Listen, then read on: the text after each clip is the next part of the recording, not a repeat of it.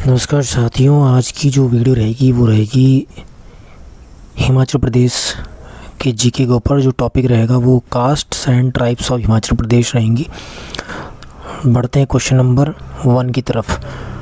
The custom of झंडा फूकना और चढ़दे फराकने which relates to a form of traditional divorce is prevalent among which of the following tribes of Himachal Pradesh. झंडा फूकना या चढ़दे फराकना की प्रथा जो पारंपरिक तलाक के रूप से संबंधित है, हिमाचल प्रदेश की निम्नलिखित में से किस जनजाति में प्रचलित है। ऑप्शन से पहले जो हिंट को देखते हैं कि जो ट्राइब है, this tribe primarily inhabits the Pangi valley of Chamba district and has unique socio cultural marital laws. यह जनजाति मुख्य रूप से चंबा जिले की पांगी घाटी में निवास करती है और इसके अनूठे सामाजिक सांस्कृतिक वैवाहिक नियम हैं। तो इसका आंसर जो होगा वो होगा Pangwal, option number C. Explanation देखें तो among the Pangwals of Pangi valley traditional divorce is socially recognised through custom systems like झंडा फूकना और चढ़दे फराकने।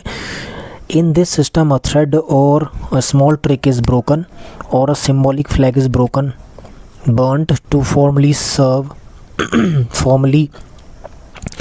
sever the marital tie in the presence of community elders. Pangi घाटी के पंगवालों में पारंपरिक तलाक को झंडा फूकना या चढ़दे फराकना जैसी प्रथागत प्रणालियों के माध्यम से सामाजिक मान्यता प्राप्त है। इस प्रणाली में समुदाय के बुजुर्गों की उपस्थिति में वैवाहिक संबंधों को औपचारिक रूप से तोड़ने के लिए एक धागा या एक छोटी छड़ी तोड़ी जाती है या एक प्रतीकात्मक झंडा तोड़ा या जलाया जाता है। बढ़ते हैं क्वेश्चन नंबर 2 की तरफ। क्वेश्चन नंबर 2 कह रहा है कि in the socio stratification of the Swangla tribe of Lahaul Spiti the dialect spoken exclusively by the upper caste Swanglas, Brahmins and Rajputs is known as. Lahaul Spiti की स्वांगला जनजाति के सामाजिक स्तरीकरण में उच्च जाति के स्वांगलाओं, ब्राह्मणों और राजपूतों द्वारा विशेष रूप से बोली जाने वाली बोली को किस नाम से जाना जाता है। हिंट को देखें तो this dialect belongs to the western Himalayan branch of the Tibeto Burman language family but is preserved strictly within the elite social cultural strata of this valley. यह तिब्बती बर्मन भाषा परिवार की पश्चिमी हिमालयी शाखा से संबंधित है, लेकिन इस घाटी के विशिष्ट सामाजिक सांस्कृतिक स्तर के भीतर सख्ती से संरक्षित है। तो इसका जो सही उत्तर होगा वो होगा ऑप्शन नंबर सी, मंछित। अब बात करते हैं एक्सप्लेनेशन की इंग्लिश में। The Swangla tribe resides in the Pattan valley along the Chandrabhaga river. Their society is stratified and the language dialect Manchit is predominantly spoken by the Rajput and Brahmin Swanglas, whereas Chinali is spoken by the lower strata Chinals. Swangla जनजाति चंद्रभागा नदी के किनारे पत्तन घाटी में निवास करती है। उनका समाज स्तरीकृत है और मंछित बोली मुख्य रूप से राजपूत और ब्राह्मण स्वांगलाओं द्वारा बोली जाती है, जबकि चिनाली जो है निचले स्तर चिनाल द्वारा बोली जाती है। बढ़ते हैं क्वेश्चन नंबर 3 के। क्वेश्चन नंबर 3 कह रहा है कि which polyandrous tribe of Himachal Pradesh practises a traditional system of local self governance through institutional council known as Char Bhai. Himachal Pradesh की कौन सी बहुपति प्रथा वाली जनजाति चार भाई नामक संस्थागत परिषदों के माध्यम से स्थानीय स्वशासन की पारंपरिक प्रणाली का पालन करती है। ऑप्शन से पहले जो हिंट को देखते हैं, this council historically held immense judicial and executive power over village disputes in the border district famous for its dry fruits and apples. इस परिषद के ऐतिहासिक रूप से सूखे मेवों और सेबों के लिए प्रसिद्ध सीमावर्ती जिले में ग्रामीण विवादों पर अत्यधिक न्यायिक और कार्यकारी शक्ति थी। तो इसका जो आंसर होगा वो होगा ऑप्शन नंबर ए, किन्नौरा या कनौरा। एक्सप्लेनेशन क्या कहता है? The Kinnaura tribe historically manage their socio economic affairs through a traditional village council called Char Bhai, consisting of the mukhiya headman, char means messenger and the other elders. It ensured socio cultural cohesion and administered customary laws. Kinnaura जनजाति ऐतिहासिक रूप से चार भाई नामक एक पारंपरिक ग्राम परिषद के माध्यम से अपने सामाजिक आर्थिक मामलों का प्रबंधन करती थी, जिसमें मुखिया, चार दूत और अन्य बुजुर्ग शामिल होते थे. इसने सामाजिक सांस्कृतिक सामंजस्य सुनिश्चित किया और प्रथागत कानूनों को लागू किया. बढ़ते हैं क्वेश्चन नंबर 4 की तरफ. Question number 4. The Jhanjra and Jind Phuk forms of traditional marriage widely discussed in Himachali ethnography are primarily associated with which tribal community?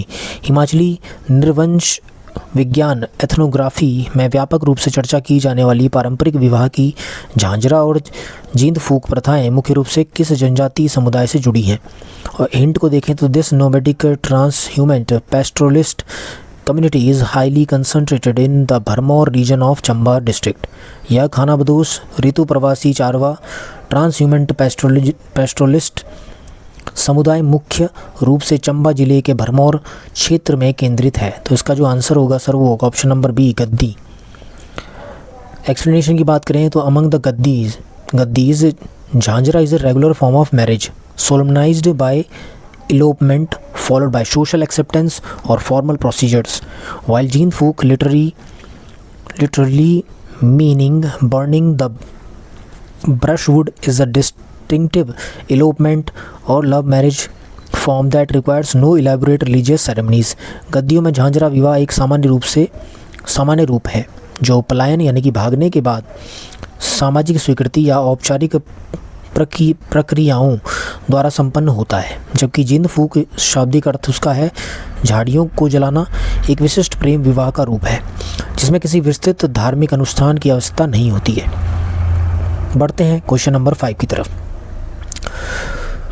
Question number 5. Economically the Spititans or the people of Spiti Valley are organized under a unique land inheritance law that prevents subdivision of land holdings. What is this socio-economic rule called? आर्थिक रूप से स्पीति घाटी के लोग एक अनूठे भूमि उत्तराधिकारी कानून के तहत संगठित हैं जो भूमि जोत के उप विभाजन यानी कि सब डिवीजन को रोकता है. इस सामाजिक आर्थिक नियम को क्या कहा जाता है? हिंट क्या कहती है? Under this law only the eldest son inherits the family property and ancestral house Khangri, while younger sons typically join monasteries as lamas. इस कानून के तहत केवल सबसे बड़े बेटे को पारिवारिक संपत्ति और पैतृक घर यानी कि खांगड़ी विरासत में मिलता है, जबकि छोटे बेटे आमतौर पर लामा के रूप में मठों में शामिल हो जाते हैं. तो इसकी वजह से जो है हमारा आंसर हो जाएगा सर ज्येष्ठ पुत्र अधिकार यानी कि प्राइमोजेनिचर प्रणाली, ऑप्शन नंबर बी. हिंट को देखें, हिंट नहीं एक्सप्लेनेशन को देखें तो to adapt to the extreme cold desert economy of Spiti where cultivable land is highly scarce, the Spitians follow strict primogeniture. The eldest son gets the entire land holding, ensuring that economic units do not fragment into unsustainable small parcels. Spiti के अत्यधिक ठंडी मरुस्थलीय अर्थव्यवस्था के अनुकूल होने के लिए जहां कृषि योग्य भूमि अत्यंत दुर्लभ है, स्पीति के लोग सख्त ज्येष्ठ पुत्र अधिकार यानी कि प्राइमोजेनिचर प्रणाली का पालन करते हैं. सबसे बड़े बेटे को पूरी भूमि मिलती है जिससे यह सुनिश्चित होता है कि आर्थिक इकाइयां अलाभकारी छोटे टुकड़ों में विभाजित ना हो. बढ़ते हैं क्वेश्चन नंबर 6 की तरफ. The Jats of Himachal Pradesh who are Buddhist by faith and closely related to the Tibetan culture are primarily found in which specific pockets of the state? Himachal Pradesh के जाद जो बौद्ध धर्म के अनुयायी हैं और तिब्बती संस्कृति से निकटता से जुड़े हैं मुख्य रूप से राज्य के किन विशिष्ट क्षेत्रों में पाए जाते हैं? हिंट को देखें तो they are the transhumant traders and pastoralists residing mainly in the high northern fringes bordering Tibet. वे मुख्य रूप से तिब्बत की सीमा से लगे उच्च उत्तरी किनारों में रहने वाले ऋतु प्रवासी व्यापारी और चरवाहे हैं. तो इस वजह से जो हमारा आंसर जो है हो जाएगा वो हो जाएगा ऑप्शन नंबर बी, हांगरांग घाटी, किन्नौर और चंबा के Pangi. Hangrang valley, Kinnaur and Pangi of Chamba, option number B. Explanation की बात करें तो the Jats are a sub tribe और distinct cultural layer of the Bhots and Khampas, predominantly located in the Hangrang Valley of Kinnaur and certain high altitude zones of Chamba. Their socio-economic setup relies heavily on wool trading, rearing sheep, goats and dry alpine agriculture. Jat vote खम्पा समुदाय की एक उप जनजाति या विशिष्ट सांस्कृतिक परत है जो मुख्य रूप से किन्नौर की हांगरांग घाटी और चंबा के कुछ उच्च ऊंचाई वाले क्षेत्रों में स्थित है। उनका सामाजिक आर्थिक ढांचा जो है मुख्य रूप से ऊन के व्यापार, भेड़ बकरियों के पालन और शुष्क अल्पाइन कृषि पर निर्भर है। बढ़ते हैं क्वेश्चन नंबर 7 की तरफ। Question number 7, which ancient caste tribe group of Himachal Pradesh is historically identified by scholars like Rahul Sankrityayan as the original pre-Aryan inhabitants of the hills, structurally linked to the modern-day Kolis, Dumnas and Dangis. Rahul Sankrityayan जैसे विद्वानों द्वारा ऐतिहासिक रूप से हिमाचल प्रदेश के किस प्राचीन जाति या जनजाति समूह को पहाड़ियों के मूल प्राक आर्य प्री आर्य निवासियों के रूप में पहचाना गया है, जो संरचनात्मक रूप से आधुनिक कोली, डूमना और डांगी से जुड़े हैं। हिंट पे जो बात करें तो they represent the earliest ethological wave in the western Himalayas pushed into lower socio economic roles by subsequent waves of migrations. वे पश्चिमी हिमालय में सबसे प्रारंभिक मानव शास्त्रीय एथनोलॉजिकल तरंग का प्रतिनिधित्व करते हैं, जिन्हें बाद के प्रवासों द्वारा निचले सामाजिक आर्थिक स्तरों में धकेल दिया जाता है। तो यहाँ पे जो हमारा आंसर होगा वो होगा कोल यानी कि दास, कोल्स या दासाज। एक्सप्लेनेशन के ऊपर बात करें तो यहाँ पे जो है जो एथनोलॉजिस्ट्स एंड हिस्टोरियंस जो हैं they classify the settlement of HP Himachal Pradesh into 3 ancient layers, Kols, Kiratas and Khassas. The Kols referred to as Dasas in Vedic literature and are considered the earliest indigenous inhabitants whose descendants evolved into the modern agrarian artisan castes like Kols and Dumnas. नृवंश विज्ञानियों और इतिहासकारों ने हिमाचल प्रदेश की बस्तियों को 3 प्राचीन परतों में वर्गीकृत किया है, कोल, किरात और खस। कोल, जिन्हें वैदिक साहित्य में दास कहा गया है, को सबसे पहला मूल निवासी माना जाता है, जिनके वंशज जो है आधुनिक कृषि शिल्पी जातियों जैसे कोली और डूमना के रूप में विकसित हुए। Question number 8, what does the term Prajna और raste byah signify within the tribal socio cultural ecosystem of Lahaul valley. Lahaul घाटी के जनजातीय सामाजिक सांस्कृतिक परिस्थितिक तंत्र यानी कि इकोसिस्टम के भीतर प्राजना या रूस्ते ब्याह शब्द क्या दर्शाता है। तो हिंट को देखें तो it involves the boy taking the girl away forcefully और by mutual secret understanding followed by a settling fine paid to the girl's family. इसमें जो लड़का लड़की को जबरन या आपसी गुप्त समझौते से ले जाता है। इसके बाद लड़की के परिवार को एक समझौता शुल्क यानी कि जुर्माना जो है दिया जाता है। तो इसमें जो ऑप्शन नंबर बी जो हमारा बिल्कुल सही रहेगा, a form of marriage by elopement और कैप्चर, पलायन या जबरन पकड़कर किया जाने वाला विवाह। एक्सप्लेनेशन की बात करें तो in Lahaul marriages are broadly categorised into formal ones तबाकस्टन and informal ones like prajna or raste bya, marriage by elopement or capture. It reflects the flexible customary codes prevalent across tribal Himachal to minimize excessive wedding expenses. तो लाहौल में विवाहों को मोटे तौर पर औपचारिक तबाकस्तन और अनौपचारिक जैसे कि प्राजना और रुस्ते ब्याह, पलायन या पकड़कर विवाह में वर्गीकृत किया गया है। यह अत्यधिक शादी के खर्चों को कम करने के लिए जनजातीय हिमाचल में प्रचलित लचीले प्रथागत नियमों को दर्शाता है।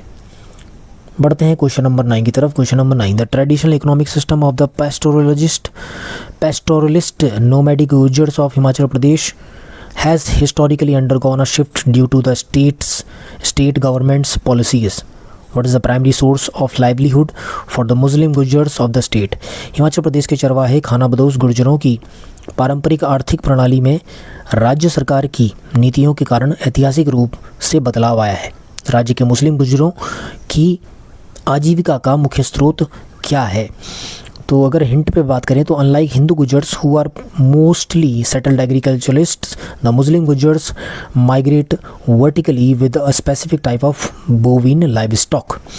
हिंदू गुर्जरों के विपरीत जो ज़्यादातर बसे हुए किसान हैं, मुस्लिम गुर्जर जो है एक विशिष्ट प्रकार के मवेशी या गौवंशों के साथ पहाड़ों में ऊपर नीचे प्रवास करते हैं। तो इसका जो सही आंसर होगा वो होगा option number A, semi nomadic buffalo herding and dairy trade, अर्ध खानाबदोश भैंस पालन और डेयरी व्यापार। एक्सप्लेनेशन की बात करें, the Muslim Gujars of Himachal Pradesh are transhumant pastoralists whose entire economy revolves around buffalo herds. They migrate to alpine pastures, Dhar in summers and descend to the low foothills of Sirmaur, Bilaspur and Kangra in winters to supply dairy products. Himachal Pradesh के Muslim Gurjar जो है ऋतु प्रवासी चरवाहे हैं जिनकी पूरी अर्थव्यवस्था भैंसों के झुंडों के इर्द गिर्द घूमती है।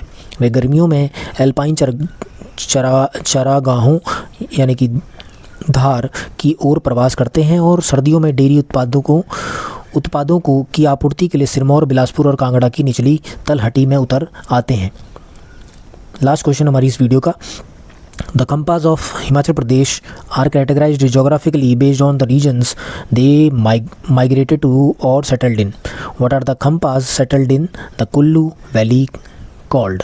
हिमाचल प्रदेश के खंपों को भौगोलिक रूप से उन क्षेत्रों के आधार पर वर्गीकृत किया गया है जहां वे चले गए या बस गए। कुल्लू घाटी में बसे खंपों को क्या कहा जाता है? हिंट को देखते हैं। The Khampas of Lahaul are called Gharja, those of Spiti are called Piti and those inhabiting Chamba are called Nekhor. Think of the specific term reserved for the Kullu group. Lahaul के खंपों को गर्जा, स्पीति के खंपों को पीती और चंबा में रहने वाले खंपों को नेखोर कहा जाता है। कुल्लू समूह के लिए आरक्षित विशिष्ट शब्द के बारे में सोचें। तो यहाँ पे जो ऑप्शन नंबर बी है वो सही हो जाएगा, Nyondi Khampa option number B. Hint explanation पे बात करें, the Khampas are Tibetan refugees traders who settled across different pockets of Himachal Pradesh. Geographically they acquired regional prefixes Nyondi Khampa Kullu, Gharja Khampa Lahaul, Piti Khampa Spiti and Shah Khampa Rampur Bushahr and Nekor Khampa Chamba. तो खंपा तिब्बती शरणार्थी व्यापारी हैं जो हिमाचल प्रदेश के विभिन्न क्षेत्रों में बस गए। भौगोलिक रूप से उन्होंने क्षेत्रीय उपसर्ग प्राप्त किए। न्योंदी खंपा कुल्लू, घरजा खंपा लाहौल, पीती खंपा स्पीति, शाह खंपा रामपुर बुशाहर और नेकोर खंपा चंबा। तो इसी के साथ जो हमारे 10 क्वेश्चन यहीं पे समाप्त होते हैं। आई होप आपको ये वीडियो जो पसंद आया होगा। धन्यवाद।